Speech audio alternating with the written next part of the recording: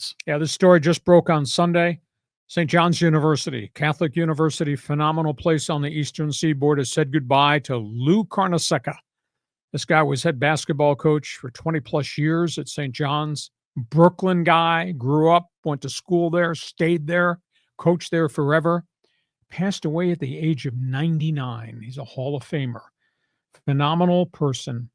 24 years at St. John's. Career record, 526 and 200. And he was one of the cornerstones that came up with the idea, let's form a basketball conference in the Northeast. His idea became the seed for the Big East. And they hung tough. He won 4 Big East titles against the likes of everything that was going on up the New York Thruway at Syracuse with Boeheim, and everything that happened down I-95, Georgetown, John Thompson, Patrick Ewing, Alonzo Mourning, Dikembe Mutombo, and the Hoyas. He made St. John's. He put him on the map. You know, amongst the 2-3 greatest players that Carnesecca had, he had a different type of kid. Chris Mullen, Mark Jackson, the guard, Walter Berry, the New York City high school sensation. So Louis passes away age 99. He was a hell of a guy. Very different from Boeheim, really different from Big John Thompson. But boy, he stamped St. John's on the map as being a really, really special place. Wasn't that a special era in the 1990s? Oh, Big East. Or 80s, excuse me, the 80s with the Big East. And was there one year, the Final Four, there were 3 of the 4 teams were from the Big East. Yeah.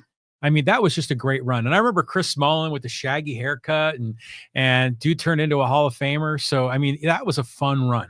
So what was that, 84, 85? Right Late 80s into the early 90s. Yeah. Yeah, and Syracuse had the longest run of all. I mean, obviously what Boeheim has done over decades before he retired.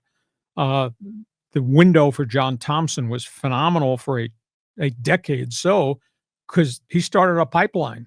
John Thompson did almost what John Wooden did out on the West Coast with big men. And John just got big guy after big guy after big guy. He had 3 bigs in a row. Yeah, exactly. And Georgetown was phenomenal for that window of time. And then John, I don't know whether John lost interest. He wasn't recruiting like he did before, and then the program started slipping, then he retired. But Louis did with just a different type of inner city kid. Now, where exactly is St. John's University? I want to say in Manhattan or in the Bronx. Okay, so it's in New York City. Yes. Really? The Redmen, or at least that's what they were called. You know, and by the way, I was looking at this logo, St. John's, and I never noticed that that's a T on top of the J.